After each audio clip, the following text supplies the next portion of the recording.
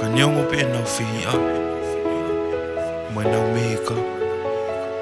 Teu ki ofa pe ofa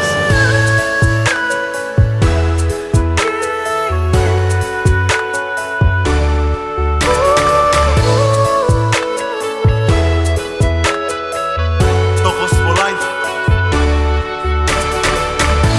Neongo pe na fia Teu ki ofa pe Ia te koe Neongo pe na fia Teu ki ofa pe Amusi a koe Ke fia malie Mawinu e kona E ku ofa ia te koe Neongo pe na fia Teu ki ofa pe Ia te koe Fia kei sori te ta ofa Kaku au lo tua ki he eiki Kere tofa mai o ta hala He nengo pe kovi e mata Kako e ne hua e anga E ta whiohi o whaanga Koe hau he whakalata Whakaloto kovi o ngai maheni Ko e nau whenga ke vete ki e ta whiohi Ko e ku o whani o ku mooni Kai tuku peke fua ko hoku kolosi Hani Neongo pe e nau whihia Teu ki ofa pe Ia te koe Neongo pe e nau whihia Teu ki ofa pe Ia te koe Maro whaanga o nunga mai mo whalala Tala ange ke nau ilo a e ta whaunga O ku tataha he mea kutoa Hina mo sini lau o e lolo tonga Pea ne ongo i whakanga Ki mu a taha pe o ki fofonga E te ulusia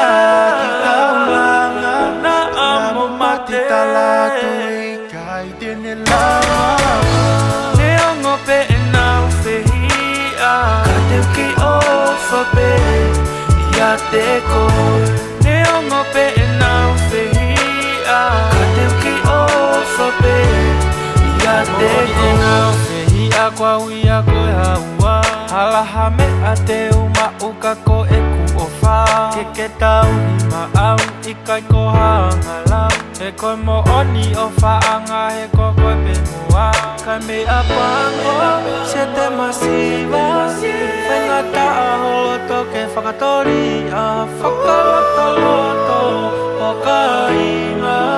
Toki vete e he mate hani e takau mea E tole ki e o tua Ke ki waka e ta whanonga E ongo ai e nau whia Te ukuma pe a hono kona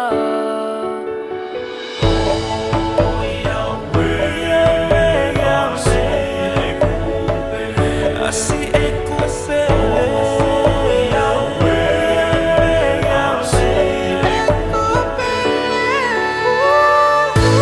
Neongo pe e nau whihia Teu ki ofa pe Ia te koe Neongo pe e nau whihia